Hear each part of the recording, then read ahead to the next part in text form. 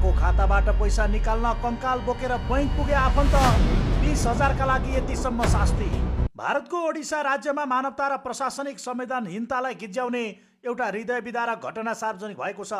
के जोन्जर जिल्लाका जितु मुन्डाले आफ्नै मृतक बहिनीको खातामा रहेको 20,000 रुपियाँ झिक्न पटक पटक बैंक धाउँदा पनि कर्मचारीले खातावाला नै उपस्थित हुनुपर्ने अडान राखेपछि विक्षिप्त बनेका उनले चियानबाट बहिनीको कङ्काल निकालेर बैंक पुर्याएका छन्। गत जनवरीमा मृत्यु भएकी बहिनी कलारा मुन्डाको खाताबाट रकम निकाल्न जितुले मृत्युको प्रमाण दिँदा पनि बैंकले सहयोग नगरेपछि उनले यो चरम कदम चालेका हुन्। काँधमा कङ्काल बोकेर 3 किलोमिटर पैदल हिँड्दै बैंक पुगेका उनलाई देखेर बैंकमा खैला बैला मचिएको थियो।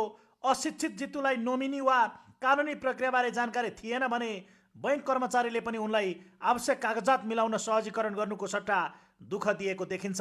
विवाहित बहिनीका श्रीमान र छोराको समेत मृत्यु भइसकेकाले जितु नै उक्त रकमको एक्लो हकदार थिए। आर्थिक रूपमा विपन्न उनलाई जीवनयापनका लागि त्यो रकम अत्यावश्यक थियो। यो घटनाले बैंक र वित्तीय संस्थाहरूको झन्झटिलो प्रक्रिया र विपन्न नागरिकप्रति उनीहरूको निर्दयी व्यवहारलाई उदाङ्गो पारेको छ। हाल स्थानीय प्रशासनले उनलाई रकम उपलब्ध गराउने आश्वासन दिएपछि मात्र सबलाई पुनः गाडिएको छ। यो घटनाले अहिले सिङ्गो भारतमा बहस सिर्जना गरेको छ।